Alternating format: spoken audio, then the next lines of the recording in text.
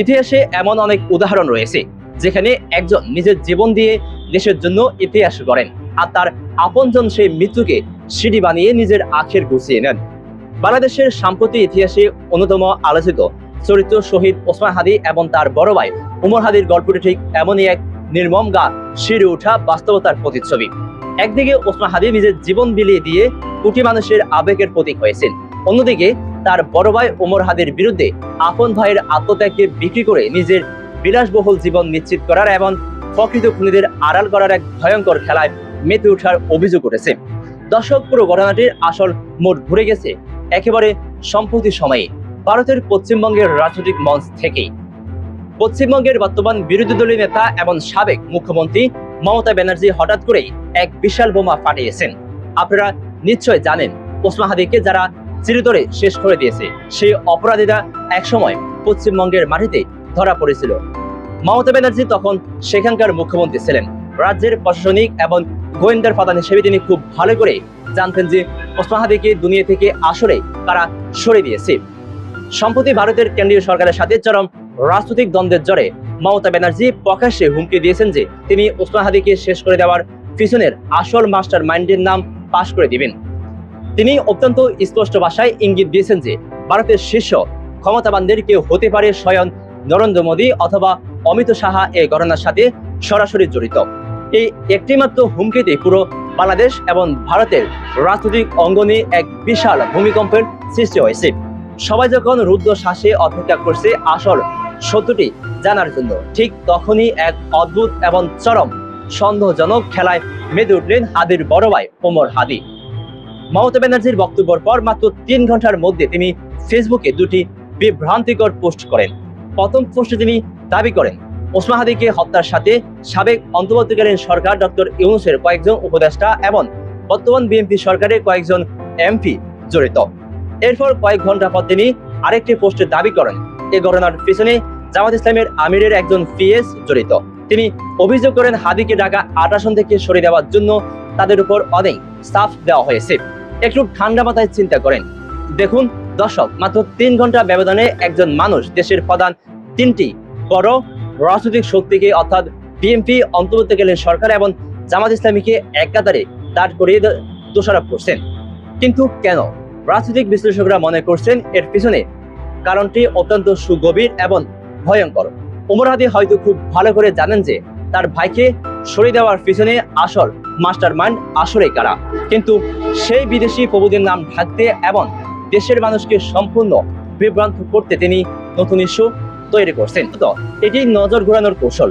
তিনি দেশের ভিতরের রাজনৈতিক দলগুলোর মাঝে কাদা ছোড়াছুড়ি লাগিয়ে দিয়ে আসল অপরাধীদের আড়াল করার এক ভয়ঙ্কর মিশনে নেমেছেন বলে অনেকে জোরালো সন্দেহ করছেন।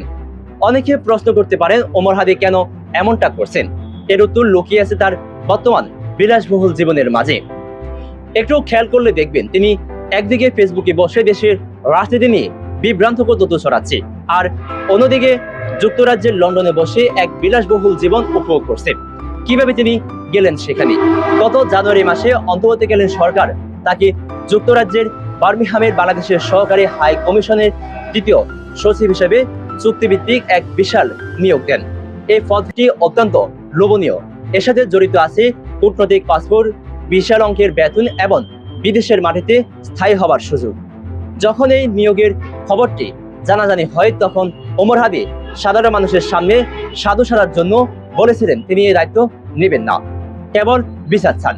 কিন্তু সরকারের ভিতরে একাধিক গুরুত্বপূর্ণ সূত্র নিশ্চিত করেছে যে তিনি নিজের থেকে বারবার তদবির করে এবং আবেদন করে এই লোভনীয় দায়িত্বটি ভাগিয়ে নিয়েছেন।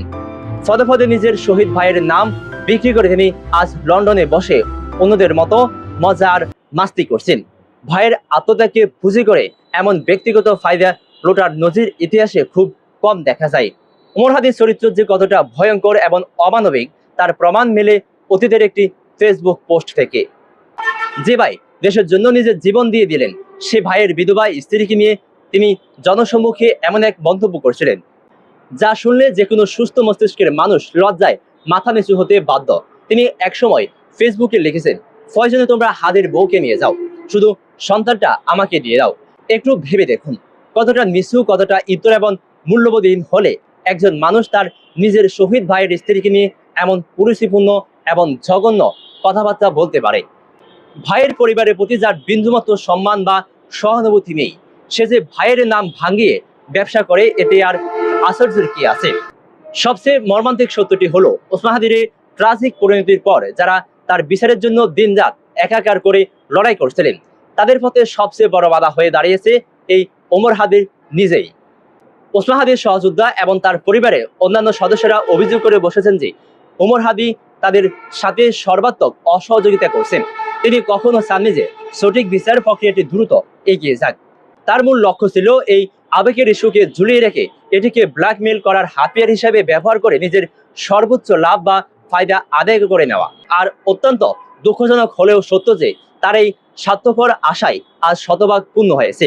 তিনি আজ বিদেশের মাটিতে একজন প্রতিষ্ঠিত কূটনৈতিক। যারা ওমর হাদিকে কাছ থেকে চেনেন তারা আজ চরম আক্ষেপ করে বলছেন, সেম অন ওমর হাদি। তবে স্বীকার করতে হবে, আপনি একজন অত্যন্ত ভালো এবং ধূত বিজনেসম্যান। আপনি আপনার ভাইয়ের রক্তকে সবচেয়ে চড়া দামে বিক্রি করতে পেরেছেন। রাজনৈতিক বিশ্লেষক এবং সচেতন নাগরিক এখন অত্যন্ত জোরালোভাবে একটি দাবি তুলছেন, যেহেতু এই পুরো ঘটনার সাথে ওমর হাদির এক বিশাল স্বার্থের সংঘাত রয়েছে, তাই অবিলম্বে তার এই বিষয়টি উচ্চ পর্যায়ে তদন্ত হওয়া উচিত।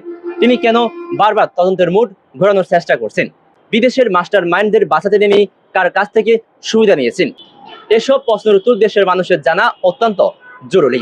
প্রিয় দর্শক, আপনার কি মনে হয় ওসমান হাদির এই আত্মত্যাগকে কেন্দ্র করে তার ভাই ওমর হাদি যেভাবে নিজের আখের গুছিয়েছেন, তাতে কি আপনারও সন্দেহ হয় যে তিনি নিজেও এই মাস্টার মাইন্ডদের চেনেন এবং তাদের কাছ থেকে এসব সুযোগ সুবিধা ভাগিয়ে নিচ্ছেন? কমেন্টে জানান আপনার মূল্যবান মন্তব্য।